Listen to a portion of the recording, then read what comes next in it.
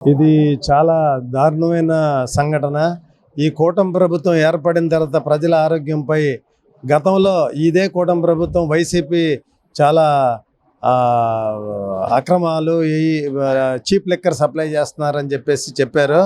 అదే పవన్ కళ్యాణ్ ఊగిపోతా కూడాను ఏ జగన్ నిన్ను కల్తీ పేదల్ని మోసం చేస్తున్నామని చెప్పేసి ఊగిపోయిన పవన్ కళ్యాణ్ ఎక్కడ దాక్కున్నాడు, చంద్రబాబు ఎక్కడ దాక్కున్నారో ఎవరికి తెలియదు. అదేవిధంగా ఈ కల్తీ అనేది డెఫినెట్గా ప్రజల ఆరోగ్యం మీద చాలా దెబ్బతీస్తుంది.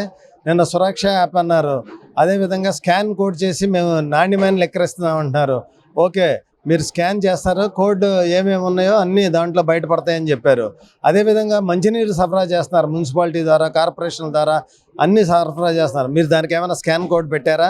పెట్టలేదు కదా.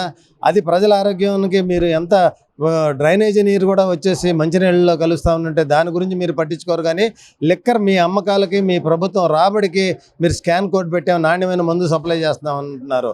అదేవిధంగా ఇది వైసీపీ వాళ్ళ మూలాలు ఉన్నాయని చెప్పేసి మీరు అంటున్నారు. రమేష్ ఒక ఫోన్ నెంబర్ వేశారు, అది ఎవరిదో తెలియదు. ఇప్పుడేమో వైసీపీ మూలాలు ఉన్నాయి, జోగి రమేష్ గారి పాత్ర ఉందన్నారు. ఓకే, ఏ పార్టీ అయినా పర్వాలేదు, నిజం నిగ్గు సిబిఐకి ఎంక్వైరీకి పంపించి నిగ్గు తేల్చండి, అప్పుడే బయటపడతారు ఏ పార్టీ వాళ్ళు ఉన్నారన్నది. అంతేగాని లేనిపోని అన్నీ వేసి ప్రజల ఆరోగ్యం ఎలాగ దెబ్బతీస్తున్నారంటే చాలా దారుణంగా దెబ్బతీస్తున్నారు. లిక్కర్ తాగటం వల్ల ఫస్ట్ లివర్ పాడైపోతుంది. లివర్ పాడైపోయిన తర్వాత ఊపిరి అందక పస్ ఫామ్ అయిపోయి లంగ్స్ కూడా పాడైపోతాయి. ఈ విధంగా ప్రజా ఆరోగ్యంపై మీరు ఏం శ్రద్ధ వహిస్తున్నారు?